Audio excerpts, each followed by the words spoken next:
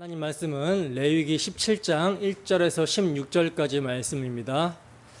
우리가 함께 은혜 나눌 하나님 말씀은 레위기 17장 1절에서 16절까지 말씀, 10절에서 14절까지만 우리가 함께 합독하도록 하겠습니다. 시작. 이스라엘 집 사람이나 그들 중에 거류하는 거류민 중에 무슨 피든지 먹는 자가 있으면 내가 그 피를 먹는 그 사람에게는 내 얼굴을 대하여 그를 백성 중에서 끊으리니 육체의 생명은 피에 있음이라. 내가 이 피를 너희에게 주어 제단에 뿌려 너희의 생명을 위하여 속죄하게 하였나니 생명이 피에 있으므로 피가 죄를 속하느니라. 그러므로 내가 이스라엘 자손에게 말하기를 너희 중에 아무도 피를 먹지 말며 너희 중에 거류하는 거류민이라도 피를 먹지 말라 하였나니 모든 이스라엘 자손이나 그들 중에 거류하는 거류민이 먹을 만한 짐승이나 새를 사냥하여 잡거든 그것에 피를 흘리고 흙으로 덮을지니라. 모든 생물은 그 피가 생명과 일체라. 그러므로 내가 이스라엘 자손에게 이르기를 너희는 어떤 육체의 피든지 먹지 말라 하였나니 모든 육체의 생명은 그것의 피인즉 그 피를 먹는 모든 자는 끊어지리라. 아멘. 속죄하게 하는 피, 속죄하게 하는 피라는 제목으로 하나님 말씀 증거하도록 하겠습니다. 여러분들에게 레위기의 전체 말씀을 압축하여 한 단어로 요약해서 말해보라고 한다면 뭐라고 말씀하시겠습니까? 우리가 그동안 레위기를 쭉 살펴봐 왔는데 살펴본 말씀을 한 단어로 요약을 해보라고 한다면 뭐라고 말씀을 임마누엘 예, 임마누엘도 맞습니다. 맞고요. 한 단어로 이제 말해보라고 한다면 뭐라고 말을 할 수 있겠습니까? 저에게 말해보라고 한다면 저는 피라고 말합니다. 피. 레위기는요, 정말 피로 도배가 되어 있는 책이라고 해도 과언이 아니에요. 레위기의 모든 규례에는요, 피가 등장을 합니다. 번제, 소제, 화목제, 속죄제, 속건제 5대 제사에도 희생제물의 피를 말하고 있고요. 제사장의 규례에 대해서 말씀하실 때도 피를 말하고 있어요. 제사장의 위임식을 말할 때도 피를 말하고요. 정결 규례에 대해서 말씀하실 때도 또 각종 절기에 대한 규례를 말씀하실 때도 어김없이 등장하고 있는 것이 희생제물의 피입니다. 그렇다면 레위기는 왜 이렇게 피에 대해서 끊임없이 말씀하고 있는 것인가? 피 흘림 없이는 사함이 없다라는 것을 증거하기 위해서 계속해서 피에 대해서 말씀하고 있는 거예요. 죄인이 거룩하신 하나님과 함께 거할 수 있기 위해서는 죄의 문제가 해결이 되어야 되는데 하나님께서는 그 죄의 문제 해결 방도로 피로 정하신 것입니다. 따라서 죄의 삭슬 먹으면 반드시 죽으리라고 하신 사망이기 때문에 이 죄의 삭슬을 갚기 위해서는 생명의 희생이 필요한데 그 생명이 어디 있어요? 피에 있기 때문에 피 흘림이 없으면 사함이 없다라고 하는 것입니다. 그래서 레위기의 모든 규례는요, 피로 도배가 되어 있는 거예요. 물론 레위기에서 말씀하고 있는 피는 희생제물이 흘리는 피지만 그 짐승의 피로 사람의 죄가 속죄가 되어 사함을 받을 수 있는 것이 아니기 때문에 레위기에 등장하는 희생제물의 피는요, 자기 백성을 그들의 죄에서 구원하시기 위해 화목제물로 오실 예수 그리스도의 피를 증거하고 있는 것입니다. 그러니까 레위기에서 등장하는 피는요, 모형이고 그 모형으로서 뭘 증거하냐면 실체신 그리스도의 피를 증거하고 있다는 거예요. 따라서 레위기에서 증거하고 있는 피는요, 너무나도 중요한 거예요. 그 피가 모형과 그림자로서 죄인의 죄를 속하고 죄를 씻기며 정결케 하는 사죄의 증거가 되며 또 죄인이 하나님 앞에서 거룩하고 흠이 없고 의롭게 서게 하는 유일한 공로가 되는 예수 그리스도의 십자가 대속의 피를 증거하고 있기 때문에 너무나도 중요하다는 것입니다. 따라서 성령의 조명하심 가운데 레위기에서 말씀하고 있는 피가 우리 주 예수 그리스도의 대속의 피로 증거가 되면요, 우리와 같은 죄인을 정말 당신의 가장 귀한 독생자 우리 주 예수 그리스도를 화목제물로 십자가에 내어주기까지 사랑하신 아버지의 마음을 알게 되는 거예요. 그 피가 우리 마음의 증거가 되는 것입니다. 그래서 우리 마음이 그 피에 끌리게 되는 거예요. 여러분, 레위기의 도배가 되어 있는 피가 우리 구주 예수 그리스도의 십자가 대속의 피로 증거가 되고 있습니까? 이 시간 복음의 말씀을 사용하시는 주 성령의 역사가 충만하기를 소원합니다. 그리하여 오늘도 레위기의 말씀을 통해 증거되는 피를 통해 우리 주 예수 그리스도의 십자가 대속의 피의 은혜를 알고 독생자 예수 그리스도를 죄인인 우리를 위해 화목제물로 십자가에 내어주신 아버지의 마음을 알아 정말 뜨거운 마음으로 넘치는 은혜와 사랑의 증인으로 살아가는 우리 모두가 되기를 주님의 이름으로 축원합니다. 본문 1절에서 3절 말씀 함께 읽습니다. 시작. 여호와께서 모세에게 말씀하여 이르시되 아론과 그의 아들들과 이스라엘의 모든 자손에게 말하여 그들에게 이르기를 여호와의 명령이 이러하시다 하라. 이스라엘 집의 모든 사람이 소나 어린 양이나 염소를 진영 안에서 잡든지 진영 밖에서 잡든지. 아멘. 자, 보시면요, 지금 여호와께서 모세에게 당신의 명령을 아론과 그의 아들들과 이스라엘 모든 자손에게 전하라고 하시는데요. 이스라엘 집의 모든 사람이 소나 어린 양이나 염소를 잡을 때 어떻게 해야 되는지의 규례에 대해서 지금 말씀을 하고 있어요.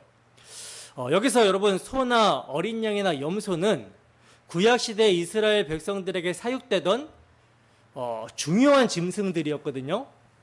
왜 이 짐승들이 중요하냐면 제사에 사용되는 대표적인 제물이기 때문이고요. 동시에 식용으로 허락이 된 정결한 짐승이기 때문에 중요합니다.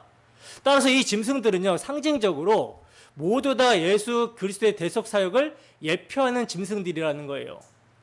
근데 이 소나 어린 양이나 염소를 진영 안에서 잡든지 진영 밖에서 잡든지라고 이렇게 말씀을 하고 있는데요. 여러분, 이 말씀은 짐승들을 어디에서 잡아도 좋다라는 말이 아니라 오히려 아무 데서나 짐승을 잡던 옛날의 습성들을 버리고 이제부터는 반드시 어디에서 잡아라? 회막에서 잡아라 라는 뜻입니다. 회막에서 잡아라. 본문 4절에서 6절 말씀입니다. 함께 읽습니다. 시작. 먼저 회막문으로 끌고 가서 여호와의 성막 앞에서 여호와께 예물로 드리지 아니하는 자는 피 흘린 자로 여길 것이라. 그가 피를 흘렸은즉 자기 백성 중에서 끊어지리라.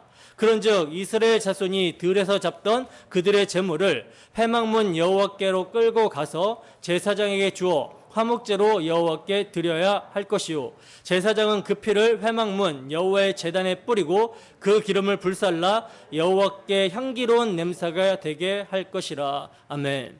자, 보시다시피 소나 양이나 염소를 잡을 때는 아무 데서나 잡아서는 안 되고 어디로 끌고 가라고 합니까? 먼저 회막문으로 끌고 가라, 이렇게 말씀하고 있죠. 그리고 그 여호와의 성막 앞에서 여호와께 예물로 드리라고 말씀을 합니다. 만약 드리지 않는 자는요, 피 흘린 자로 여길 것이라고 말씀하고 있고, 그가 피를 흘렸은즉 자기 백성 중에서 끊어질 것이라고 말씀을 하고 있어요. 여러분, 고기를 먹는 것은요, 고기를 먹는 것은 이거 누가 허락한 것이죠? 하나님께서 우리에게 음식으로 허락한 것이죠. 그래서 고기를요, 음식으로 먹을 수 있습니다. 그런데 고기를 먹기 위해서는 짐승이 어떻게 돼야 되죠? 죽어야 되잖아요. 그리고 그 과정에서 피가 흐르게 되는데, 하나님께서는요, 지금 이를 통해 이스라엘 백성들에게 중요한 교훈을 주시고 있는 거예요.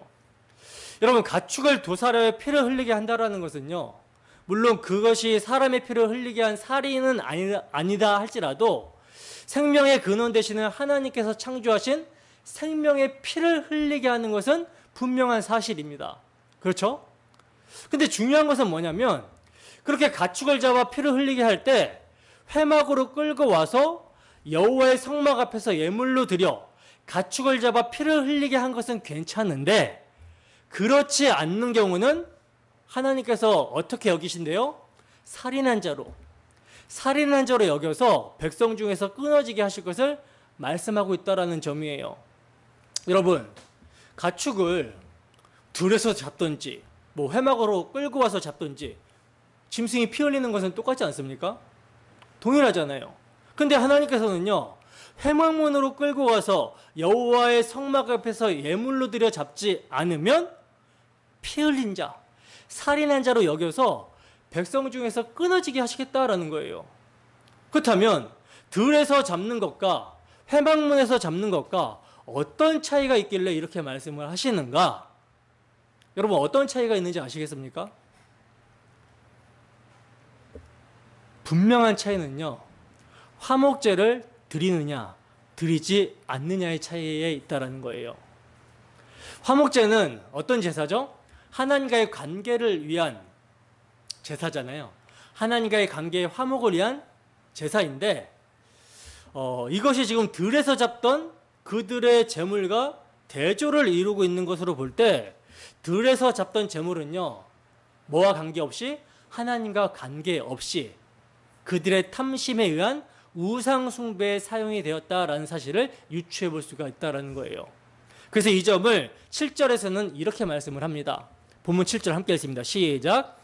그들은 전에 음란하게 섬기던 숫염소에게 다시 제사하지 말 것이니라. 이는 그들이 대대로 지킬 영원한 규례니라. 아멘. 여러분, 지금 이스라엘 백성들은요, 출애굽한 지 1년밖에 지나지 않았습니다. 성경은 그들이 애굽에 있을 때, 그 애굽에 있었을 때 영적인 상태가 어떠했는지를 증거하고 있는데, 에스겔서 20장 7절에서 8절 말씀 함께 읽습니다. 시작. 또 그들에게 이르기를 너희는 눈을 끄는 바 가증한 것을 각기 버리고 애굽의 우상들로 말미암아 스스로 더럽히지 말라. 나는 여호와 너희 하나님이라 하였으나 그들이 내게 반역하여 내 말을 즐겨 듣지 아니하고 그들의 눈을 끄는 바 가증한 것을 각기 버리지 아니하며 애굽의 우상들을 떠나지 아니하므로 내가 말하기를 내가 애굽 땅에서 그들에게 나의 분노를 쏟으며 그들에게 진노를 이루리라 하였노라. 아멘. 자, 보세요. 하나님께서 이스라엘 백성들을 출애굽시키셨는데 그들이 애굽 땅에서 섬기던 우상을 버리지 않았다라고 말씀을 하고 있어요. 그리고 이스라엘 백성들이 출애굽할 때는요, 출애굽기 12장에 보면 이스라엘 백성들만 나온 것이 아니라 잡족들이 함께 나왔다라고 증거를 하고 있거든요. 그러니까 이스라엘 백성들이 애굽에 있었을 때 우상 숭배를 했었는데 수많은 잡족들이 함께 나오다 보니까 출애굽을 했음에도 불구하고 그들의 영향을 받아서 우상 숭배를 버리지 못했던 것입니다. 그래서 에스겔 선지자는요, 이렇게 이스라엘 백성들이 애굽에서 우상을 섬기던 때를 뭐라고 증거하고 있냐면 행음하던 때라고 적나라하게 증거를 하고 있어요. 에스겔서 23장 19절 말씀입니다. 함께 읽습니다. 시작. 그가 그의 음행을 더하여 젊었을 때 곧 애굽 땅에서 행음하던 때를 생각하고. 아멘. 자, 보시다시피 이스라엘 백성들은요, 애굽에 있었을 때부터 우상 숭배를 했고요, 이것을 성경은 행음이다, 간음이다 라고 말씀을 합니다. 그러니까 하나님께서 강한 손과 편팔로 그들을 출애굽시키셨음에도 불구하고 유월절 어린 양의 피를 바르고 그들이 나왔음에도 불구하고 그 우상 숭배에서 떠나지 않았다라는 거예요. 근데 그들이 섬기던, 애굽에서 섬기던 우상들 중에 뭐가 있었냐면 숫염소 우상도 있었던 거라는 것이죠. 그러니 이들이 양이나 염소를 잡을 때 이전에 행하던 음란의 행실이 생각나지 않았겠습니까? 출애굽하여 광야에 나와서도 그런 우상 숭배의 영향을 받아서 숫염소에게 제사를 드리고 있었기 때문에 전에 음란하게 섬기던 숫염소에게 다시 제사하지 말라고 지금 하시는 거예요. 그리고 이들은요, 모세가 시내산에서 율법을 받으러 올라갔을 때도요, 모세가 어디 온다고 뭘 만들어 버리죠? 금송아지를 만들고 이 금송아지를 너희를 애굽 땅에서 인도하여 낸 신이라고 하여 거기서 예배하고 뛰놀며 섬기던 자들입니다. 그래서 이어지는 본문 말씀을 보시면 이렇게 말씀하고 있는 거예요. 본문 8절에서 9절 말씀입니다. 함께 읽습니다. 시작. 너는 또 그들에게 이르라. 이스라엘 집 사람이나 혹은 그들 중에 거류하는 거류민이 번제나 제물을 드리되 회막문으로 가져다가 여호와께 드리지 아니하면 그는 백성 중에서 끊어지리라. 아멘. 여러분, 여호와 하나님이 남편이 되시고 이스라엘 백성들은 그의 아내가 됐는데 다른 신을 섬긴다라는 것은 뭐가 되는 거예요? 이건 간음이 되는 거죠. 간음. 바람 피우는 행위가 되는 거예요. 그러므로 소나 양이나 염소를 잡으러 가면 반드시 회막에 끌고 와서 제사를 드리라고 하는 것입니다. 여러분, 신앙생활에는요, 중립이란 없어요. 회막에 끌고 와서 먼저 하나님께로 제물을 드리지 않는 자, 화목제로 드리지 않는 자는요, 우상 숭배하는 자와 같다. 그래서 그는 백성 중에서 끊어지리라 하고 말씀합니다.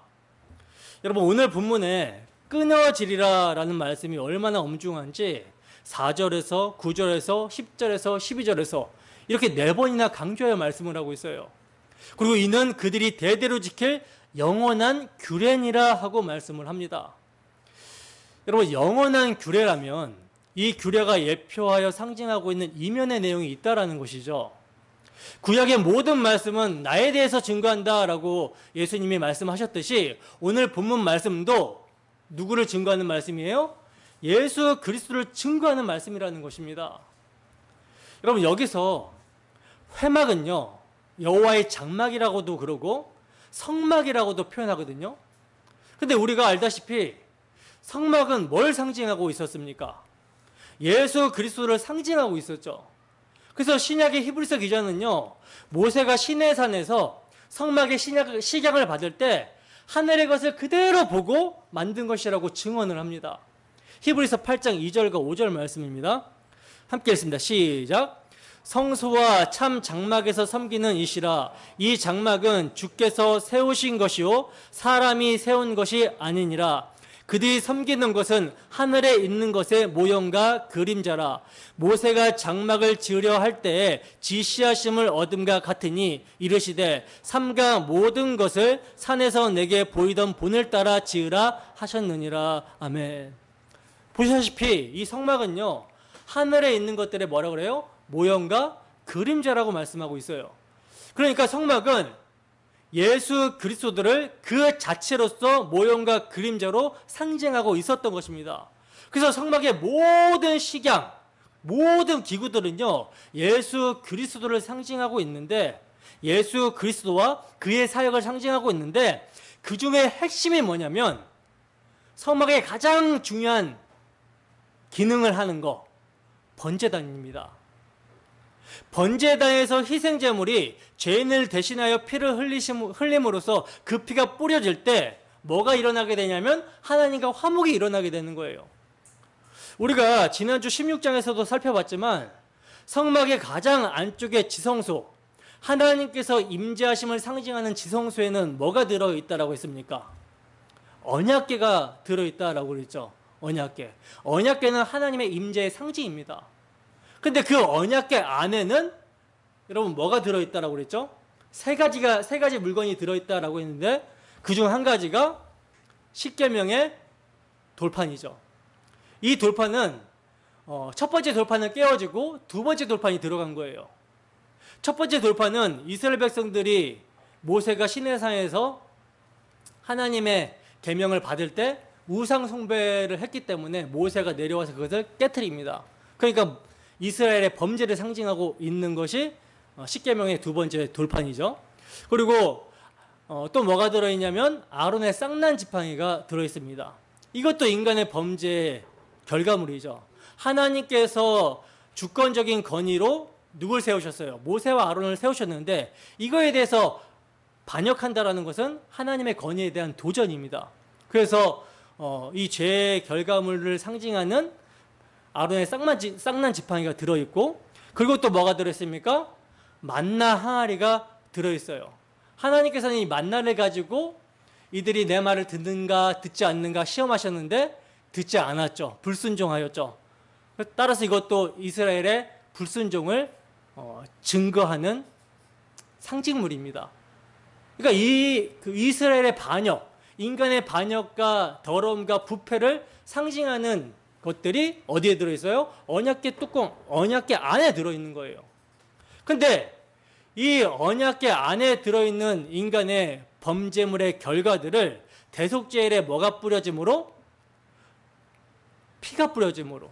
속죄소 위와 속죄소 앞에 피가 뿌려짐으로 그 이스라엘 백성들의 모든 죄를 하나님께서 보시지 않으시는 거예요. 희생제물의 피를 보시고 그들의 죄를 사하시는 것입니다. 그래서 거룩하신 하나님이 죄인인 자기 백성 이스라엘과 함께할 수 있었던 거예요. 이처럼 성막은요, 죄인이 하나님과 함께할 수 있는 유일한 속죄의 길인 예수 그리스도를 예표하고 상징합니다.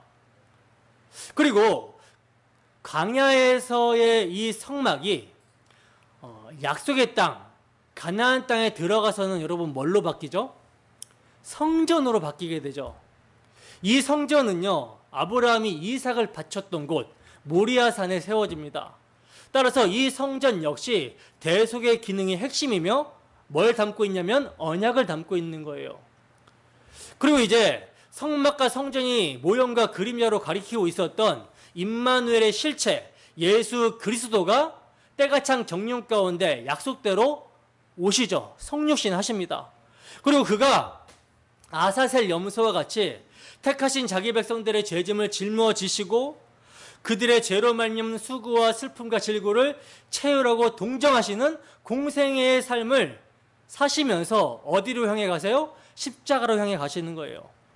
그리고 그 십자가 지시기 전에 이스라엘 백성들의 모든 죄, 택하신 자기 백성들의 모든 죄를 전가받아 그 죄를 알지도 못하시는 분이 죄인의 대표가 되어 죄인을 대신하여 십자가의 대속의 피를 흘려주심으로 말미암아 택하신 죄인들의 죄를 사해 주시는 거예요. 죄를 가려주시는 것입니다. 그리고 당신의 피로 이루신 이 속량을 무엇으로? 부활로 확증하시고 승천하시사 성령을 보내주심으로 말미암아 당신의 피로 값주고 사신 교회를 하나님의 처소 삼아 버리시는 것입니다. 그러므로 교회가 이제 어떻게 되는 거예요? 하나님의 영이 거하시는 성전이 되어버리는 거예요. 그래서 여러분 이제 성전은 누굽니까? 성전은 교회인 우리가 성전입니다. 눈에 보이는 건물이 성전이 아니라 여기는 예배당, 교회가 모이는 장소라고 하는 것이고 여러분들 한 사람 한 사람이 성전이라고 하는 거예요. 그렇다면 이 성전된 우리가 뭘 알아야 되는 것이죠? 성전된 우리가 반드시 기억하고 알아야 되는 것이 무엇입니까? 바로 우리가 어떻게 성전이 되었는지, 우리와 같은 죄인이 어떻게 하나님이 거할 수 있는 성전이 되었는지, 예수님의 대속의 피, 십자가 대속의 피 흘리심의 의미가 무엇인지를 알아야 되는 것이죠. 오늘 본문은요, 바로 이것을 예표하고 있는 것입니다. 여러분, 이스라엘 백성들은요, 영적 이스라엘 교회의 모형이에요. 이스라엘 백성들은 뭐라고요? 영적 이스라엘 교회인 우리의 모형입니다.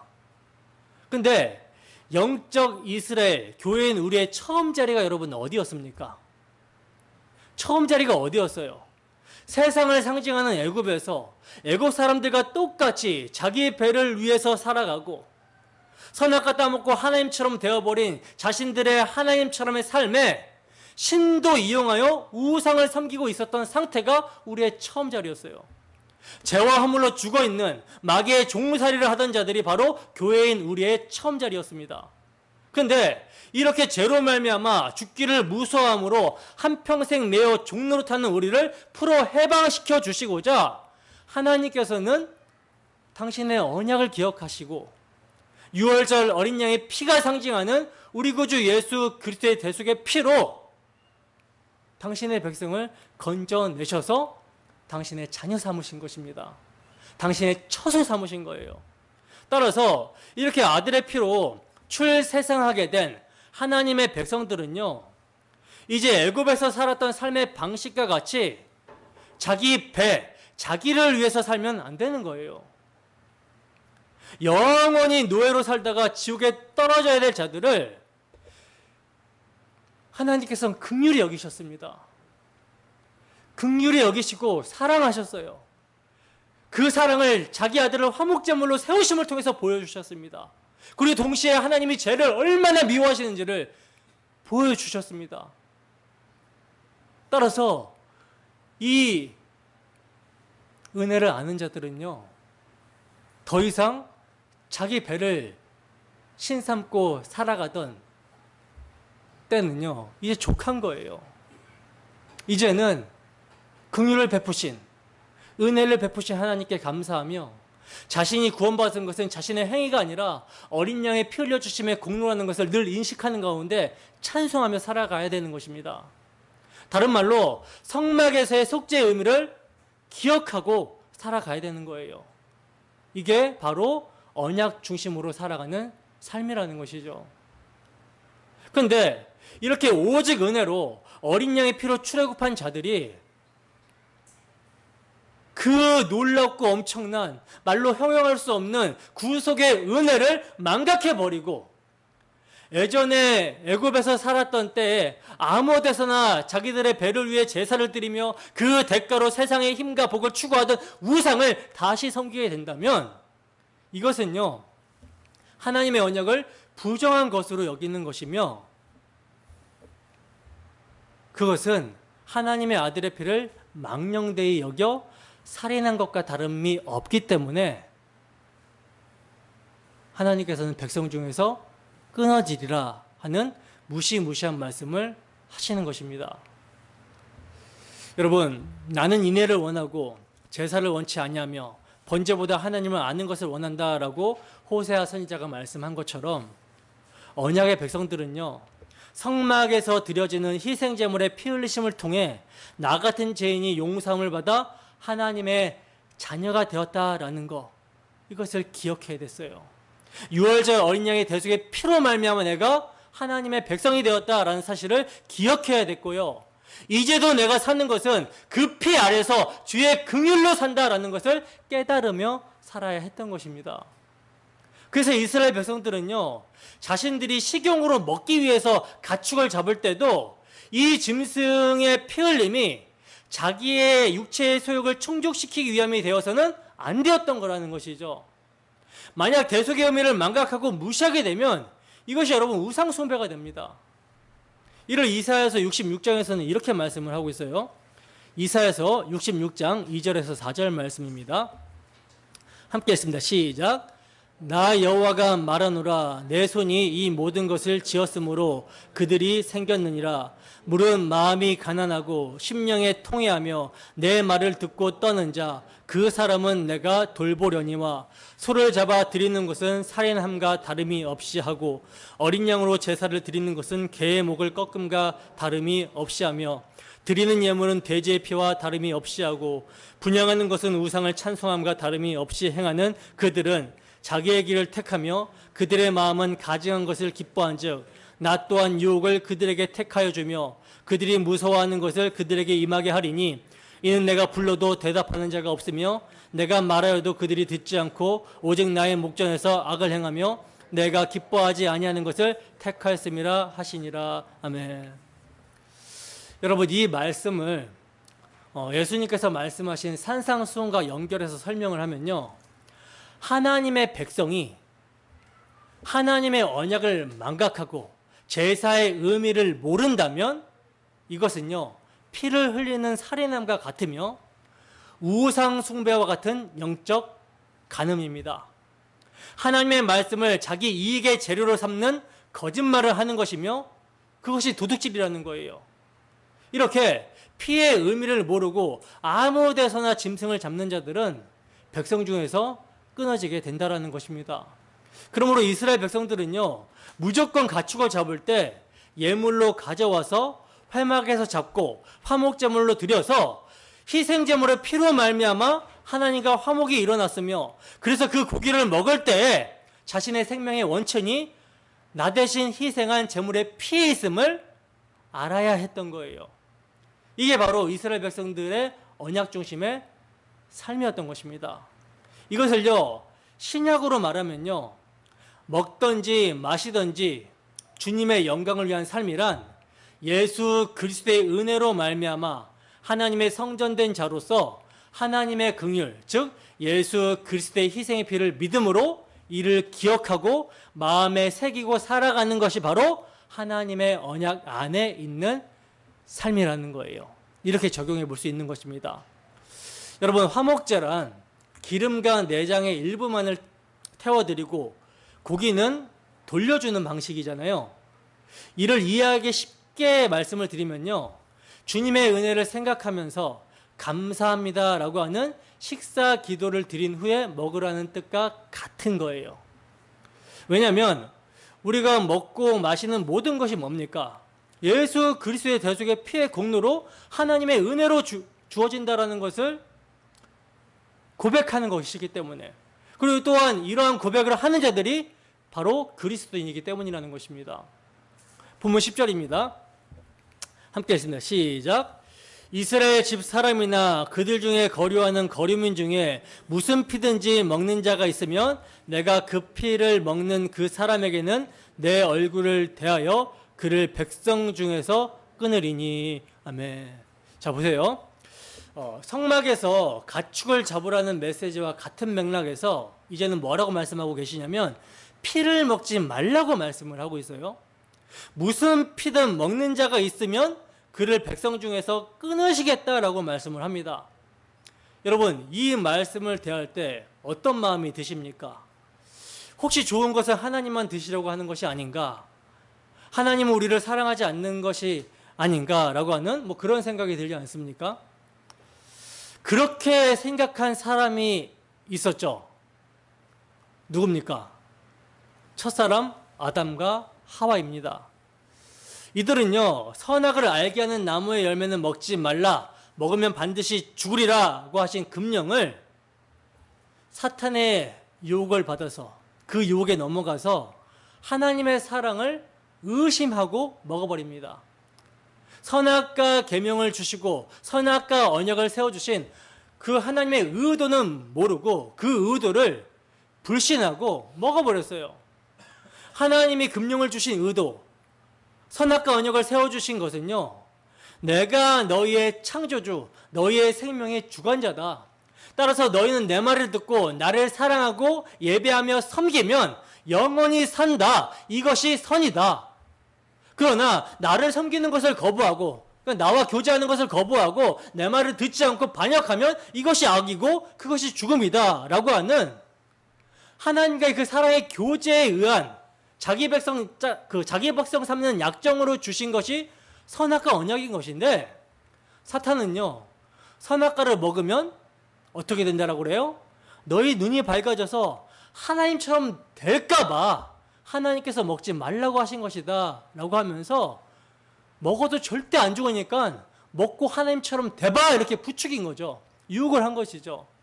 그런데 이러한 뱀의 유혹을 받은 아담과 하와는 하나님의 사랑을 의심하고 불신하여 스스로 하나님처럼 선악의 판단의 주체가 되고자 선악나무의 열매를 먹어버림으로 하나님 섬기기를 거부하고 반역하는 죄를 지었던 것입니다. 그리고 이러한 첫사람 아담과 하와와 똑같은 사람들이 이제 이스라엘 백성들이죠. 그래서 말라기 1장 2절 말씀을 보시면요, 여호와께서 말씀하여 이르시되 내가 너희를 사랑하였노라 하나 너희는 이르기를 주께서 어떻게 우리를 사랑하셨나이까 하고, 이스라엘 백성들이 내가 너희를 사랑한다 라고 하는 하나님께 항변을 합니다. 하나님이 언제 우리를 사랑했냐고 하면서, 하나님의 사랑이 이 모양 이 꼴이냐고, 하나님이 우리를 사랑하는 모습이 이 모양 이 꼴이냐고 하면서 항변을 한 거예요. 그러면 이들만 문제입니까?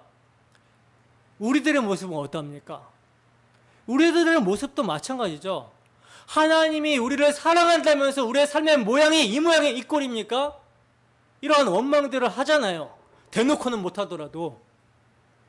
여러분, 하나님의 사랑을 불신하는 것보다 하나님을 슬프시게 하는 일이란 없습니다. 그런데 놀랍게도요, 이런 오만방자한 죄인인 우리에게 하나님은 이렇게 대답을 하시는 거예요. 어떻게 대답을 하시는가? 본문 11절입니다. 함께 읽습니다. 시작. 육체의 생명은 피에 있음이라. 내가 이 피를 너희에게 주어 제단에게 뿌려 너희의 생명을 위하여 속죄하게 하였나니 생명이 피에 있으므로 피가 죄를 속하느니라. 아멘. 보세요. 피를 먹지 말라고 하신 이유를요, 육체의 생명은 피에 있기 때문에 내가 이 피를 너희에게 주기 위해서 먹지 말라 하셨다라는 것입니다. 너희의 생명을 위하여 속죄하게 하려고, 즉 살리시려고, 살리시기 위해서라고 말씀을 하고 있어요. 여러분, 왜 이렇게 속죄가 필요하게 되었습니까? 에덴 동산에서 부족함 없도록 은혜를 베푸신 하나님께서 세워주신 언약, 내가 먹는 날에는 반드시 죽으려고 하신 금령을 아담과 하하가 불순종하고 범죄하여 먹어버렸기 때문입니다. 그러므로 이로 말미암아 죽음이 들어온 거예요. 죄로 말미암아 죽음이 들어왔고, 이 죄의 삭은 피 흘림이 없이는 사함을 받지 못하게 되는 것입니다. 왜냐하면 피는 생명이기 때문에 그래요. 따라서 죽음, 피를 통해서만이 뭐가 일어나요? 대속이 이루어지는 것이죠. 그래서 희생제물이 죽는 모습이, 피 흘리는 모습이 레위기에서 계속적으로 반복이 되고 있는 거예요. 희생제물이 이스라엘 백성들의 죄를 짊어지고 피 흘려 죽는 것입니다. 그러나 여러분, 히브리서 기자는요, 황소와 염소의 피가 능히 죄를 없이 하지 못함이라 이렇게 말씀을 하고 있죠. 구약의 희생제물의 피 흘림은요, 오직 그리스도께서 죄를 위하여 한 영원한 제사를 드리신 것을 예표하는 규례였다라는 거예요. 그러면 이렇게 그리스도의 피가 흘려져서 속죄함을 받게 된다라고 하는 예언이 어디서 성취가 되는가? 십자가에서 성취가 되는 것이죠. 그래서 예수님께서 잡히시던 날 밤에 제자들과 만찬을 하시면서 예수님께서는 언약을 세워주십니다. 마태복음 26장 27절에서 28절 말씀입니다. 함께 읽습니다. 시작. 또 잔을 가져사 감사 기도하시고 그들에게 주시며 이르시되 너희가 다 이것을 마시라. 이것은 죄사함을 얻게 하려고 많은 사람을 위하여 흘리는 바 나의 피 곧 언약의 피니라. 아멘. 여러분, 십자가에서 흘리신 그리스도의 피가 우리 죄를 위한 영원한 제물이 되는 것입니다. 이로써 피를 통한 속죄의 규례를 성취하시는 거예요. 그러므로 여러분, 피가 중요한 이유는요, 우리의 죄를 대속하신 예수 그리스도의 보혈을 예표하고 있기 때문이라는 거예요. 그러면 여러분, 주님께서 피를 흘리시기만 하면 속죄가 이루어지는 걸까요? 아니죠. 피가 흘려지기만 하면요, 죽음으로 끝납니다. 그래서 11절 하반절 말씀을 보면요, 피를 제단 사방에 뿌리라 이렇게 명령을 하시고 있는 거예요. 즉 희생제물의 피를 하나님이 받으시고 죄인은 그 피를 의지하여 제사를 드릴 때에만 속죄가 적용이 되는 거라는 것이죠. 바로 이와 같이 우리 주님께서 십자가에서 피 흘리신 것으로 그쳐서는 안 되고 그 피가 우리에게 뿌려져야 효염이 있는 것을 말씀하고 있는 거예요. 그러면 어떻게 하는 것이 그리스도의 보혈로 뿌림을 받는 것인가? 예수 그리스도의 십자가 제단으로 나아가 그 보혈로 뿌림을 받아야 되는 것입니다. 다시 말해서 그리스도께서 흘리신 피, 그 대속의 피를 믿는 믿음이 그리스도의 피 뿌림을 받게 되는 거예요. 이 점을 바울 사도는요, 믿음으로 예수 그리스도와 함께 십자가에 못 박히게 되었으며 이로써 의롭다 하심을 얻게 되었다라는 것을 말씀합니다. 갈라디아서 12장 16절 말씀과 20절 말씀을 함께 읽어보도록 하겠습니다. 시작. 사람이 의롭게 되는 것은 율법의 행위로 말미암음이 아니요 오직 예수 그리스도를 믿음으로 말미암는 줄 알므로 우리도 그리스도 예수를 믿나니 이는 우리가 율법의 행위로서가 아니고 그리스도를 믿음으로써 의롭다함을 얻으려 함이라. 율법의 행위로서는 의롭다함을 얻을 육체가 없느니라. 내가 그리스도와 함께 십자가에 못 박혔나니 그런즉 이제는 내가 사는 것이 아니요 오직 내 안에 그리스도께서 사시는 것이라. 이제 내가 육체 가운데 사는 것은 나를 사랑하사 나를 위하여 자기 자신을 버리신 하나님의 아들을 믿는 믿음 안에서 사는 것이라. 아멘. 여러분, 믿는 것이 뭡니까? 나 같은 죄인을 위해서 그리스도께서 희생의 피를 흘리셨다라는 것을 믿는 것이 뭐예요? 그것이 보혈의 피가 뿌려지는 거예요. 그럴 때 효염이 있게 되어서 의롭다 하심을 받게 되는 것입니다. 믿음으로 의롭다 하심을 받게 되는 거예요. 이것을 알았기 때문에 베드로 사도는요, 그리스도인들을 가리켜서 뭐라고 말씀하고 있냐면 예수 그리스도의 피뿌림을 얻기 위하여 택하심을 받은 자들이다라고 이렇게 말씀을 했던 것입니다. 자, 그렇다면 피채 먹지 말라는 하나님의 말씀의 의도, 하나님의 마음은 무엇이겠습니까? 피를 제단에 뿌려 하나님이 받으시게 하고 그 제단을 의지하여 죄사함을 받게 되는데, 그 피를 제단에 뿌리지 않고 자신이 먹게 된다면 속죄의 제사가 이루어지지 않기 때문에 먹지 말라고 하신 거예요. 다시 말해서 그리스도께서 우리의 죄를 속하기 위하여 흘리실 피의 신성과 종기를 훼손하지 못하게 하여 죄인들을 용서해 주시기 위하여 피를 먹지 말라고 하신 것입니다. 이것을 실체신 예수 그리스도의 보혈로 적용시킨다면 그리스도께서 너희를 위하여 피를 흘리셨다라는 것을 믿어 하나님 앞에 속죄가 이루어지게 하라는 거예요. 만약 이를 믿지 않으면 그를 위한 대속의 피가 하나님께 드려지지 않는 것이 되기 때문에 그는 마지막 날 자신의 죄를 먹고 마시게 되는 것이며 그 결과는 영원한 끊어짐, 형벌이 된다라는 것을 말씀하고 있는 것입니다. 여러분, 하나님께서는요, 자기 아들을 아끼지 아니하시고 우리 모든 사람을 위하여 아들의 피를 우리에게 주셨습니다. 아들의 피를 우리에게 주시기 위하여 우리 스스로 피를 취하지 말라고 하셨던 거예요. 여러분, 이러한 하나님의 마음을 아시겠습니까? 이러한 하나님의 마음을 알게 되기를 소원합니다. 본문 13절입니다. 함께 읽습니다. 시작.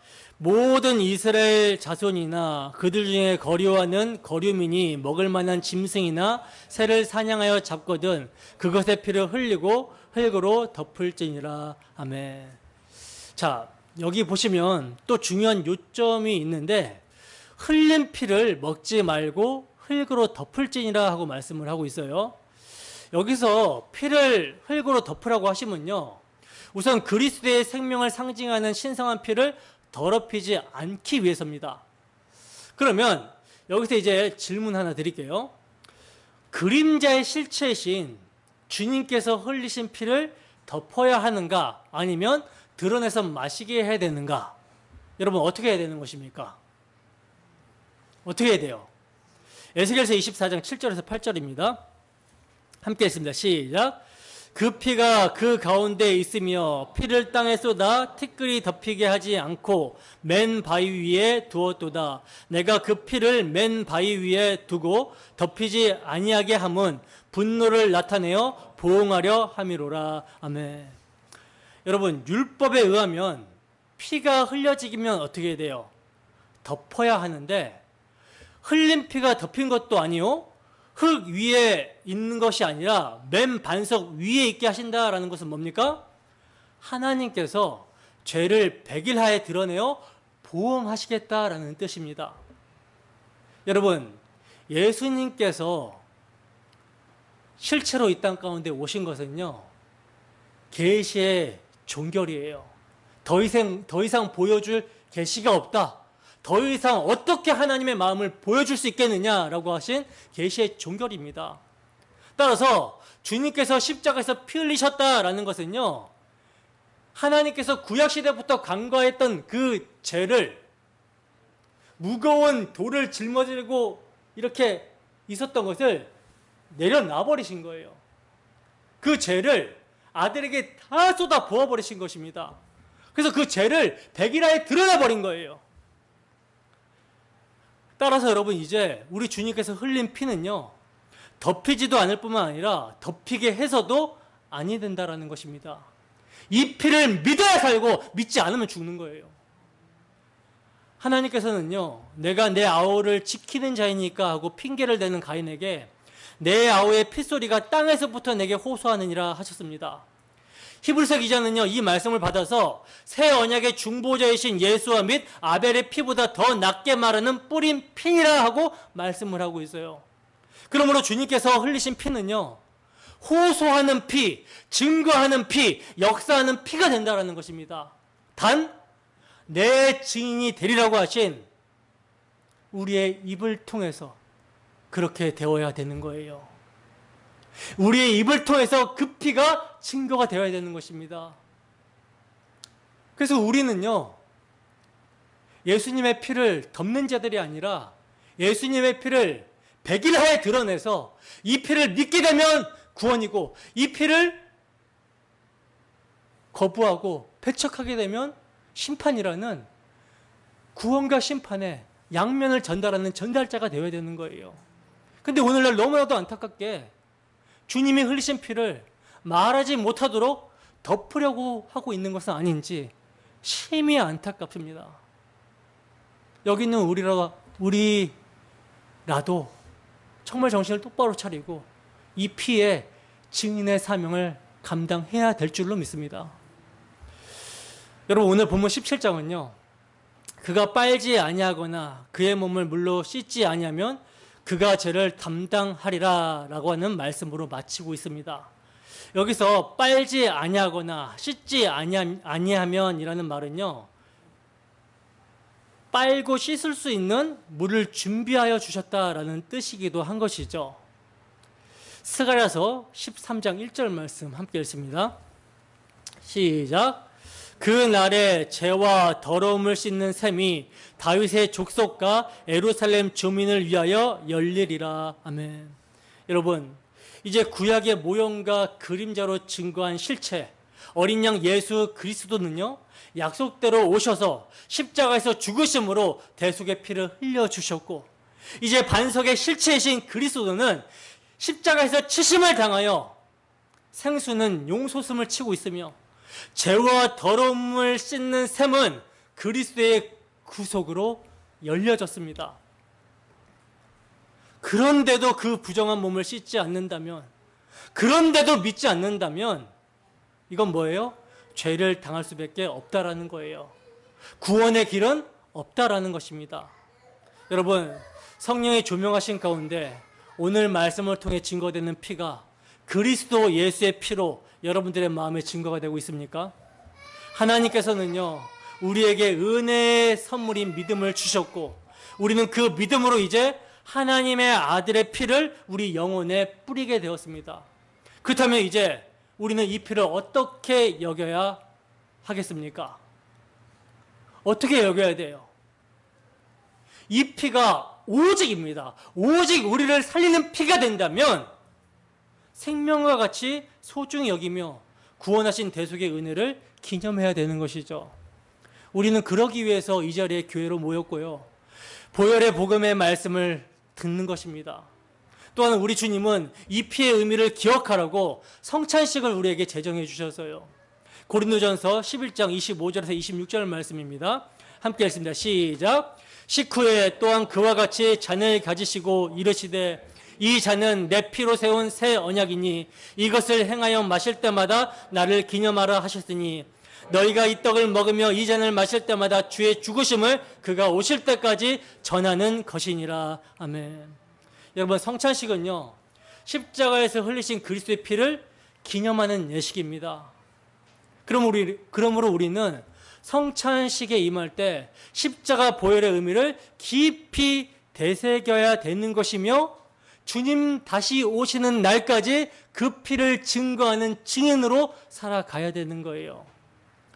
여러분, 피에 대한 규례가 이스라엘 백성들, 이스라엘의 모든 자들에게 해당하는 규례인 것처럼 복음을 기념하고 묵상하는 것은요, 교회인 우리 모두에게 해당되는 일인 것입니다. 언제까지? 주님 다시 오실 때까지. 복음을 묵상하고 기념해야 전할 거 아니에요. 근데 복음을 망각하고 기념하고 생각하지 않으면 복음을 어떻게 전합니까? 그러니까 주님 다시 오실 때까지 우리는요, 모일 때마다 그 피의 의미를 기념해야 되는 것이고, 그리고 세상에 나가서는 그 피를 전달하고 전해야 되는 거예요. 여러분, 우리 주님의 그 피가 우리를 살게 하였고 하나님 앞에 나아가도록 하였습니다. 우리가 이렇게 예배할 수 있게 된 근거, 우리와 같은 죄인이, 영원히 멸망받아 마땅한 죄인이 예배할 수 있는 근거는요, 우리와 같은 죄인을 위해서 흘리신 예수 그리스도의 피입니다.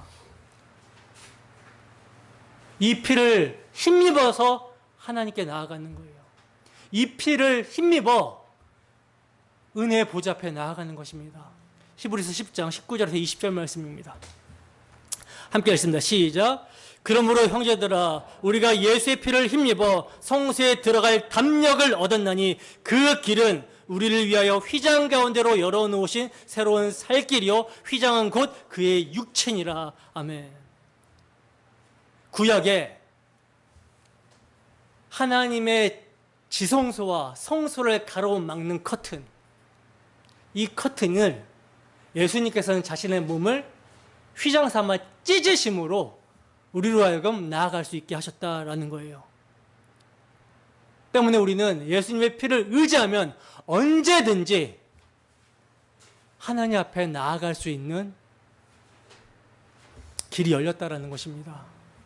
여러분, 우리 마음에 보혈을 뿌리셨습니까? 그 보혈로 말미암아 날마다 감격과 감사로 살고 계십니까? 주님의 그 피가 우리를 하나님 앞에 살게 해주셨고, 하나님의 자녀라는 신분을 얻게 해주셨고, 하나님의 모든 유업을 상속받는 상속자로 삼아주셨습니다. 그리고 이것을 믿음으로 세상을 살아가게 하셨다라는 거예요. 한 주도 주 성령의 인도하심 가운데 주 예수의 피를 힘입어 이러한 감사와 감격이 넘치는 삶이 되기를 주님의 이름으로 축원합니다. 기도하겠습니다.